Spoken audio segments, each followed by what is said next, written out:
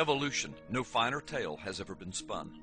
In my continual reading of the evolutionary dribble passed off as science, I stumbled across this article from the March 2005 edition of Scientific American. It was written by Dr. Michael Shermer. Dr. Michael Shermer is founding publisher of Skeptic magazine. He is the executive director of the Skeptic Society and a columnist for Scientific American. The article is entitled "The Fossil Fallacy: Creationist Demand for Fossils That Represent Missing Links Reveals a Deep Misunderstanding of Science." You may read the entire article here, but let me concentrate on 4 very revealing paragraphs.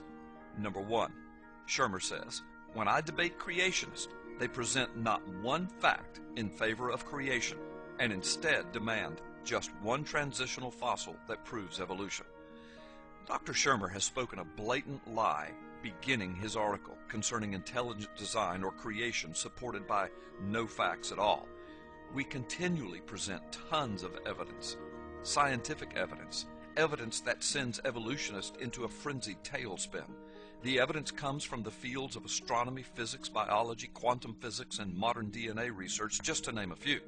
The websites and books presenting the evidence are too numerous to even list here. Dr. Shermer's truthfulness about debating creationists who do not present scientific evidence must be called into question, in that any real creationist debater always includes tons of scientific evidence which supports the idea of intelligent design. Let me go so far as to say at the outset that Dr. Shermer appears to be flat out lying.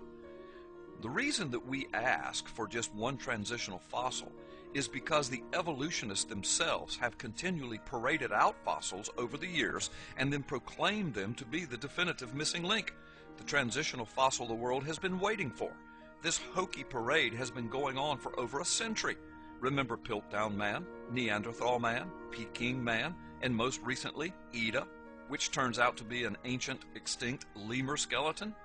All of these were declared to be the definitive missing link, the final proof, the transitional fossil, yet all later were proven to be a hoax or a mistake or just plain sloppy science.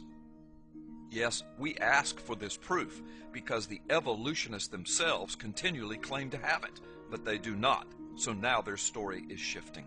Paragraph number 2. Shermer says, "We know evolution happened." Note the arrogance of this statement.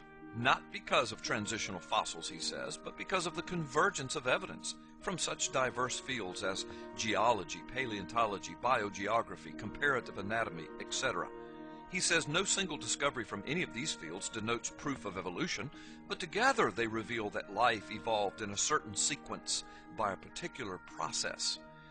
If this is his proof, then boy is he in trouble, for one could just as easily insert the word creation for evolution and compose the following sentence sounding just as authoritative. We know creation happened, not because of the absence of transitional fossils, but because of the convergence of evidence from such diverse fields as geology, paleontology, biogeography, and physiology, molecular biology, and the like. No single discovery from any of these fields denotes absolute proof of creation, but together they reveal that life was created in a certain sequence by a particular process of intelligent design. The conclusion is logical and inescapable. Paragraph number 3. Shermer says, "One of the finest compilations of evolutionary data," remember his words here, "and theory since Charles Darwin is Richard Dawkins' magnus opus, The Ancestor's Tale, a pilgrimage to the dawn of evolution, 688 pages of convergent science recounted with literary elegance," Shermer says. Shermer continues, "Dawkins traces numerous transitional fossils from Homo sapiens back 4 billion years to the origin of heredity and the emergence of evolution. No single transitional fossil proves that evolution happened, but together they reveal a majestic story of process over time." He says no single transitional fossil proves that evolution happened, but together they reveal a majestic story of process over time. How convenient! So you can take the fossil remains of a fish, a monkey, and a man, as Dawkins does in his book, and then fabricate a tale and draw pictures in a book of how they are all related and one came from another, and then declare together they reveal a majestic story of process over time? Even a child can see the obvious fallacy in that logic. It is the logic of pure pseudoscience delusion. Let's speak of the book to which he referenced, Dawkins' work entitled The Ancestor's Tale, A Pilgrimage to the Dawn of Evolution. If one has read this book, then one would know that the narrative is structured as a pilgrimage with all modern animals following their own path, imagined by Dawkins, through history to the origin of life, supposedly. Humans meet their evolutionary cousins, of course the ones that Dawkins declares are cousins, at rendezvous points along the way in the book, the points at which the lineage supposedly diverged.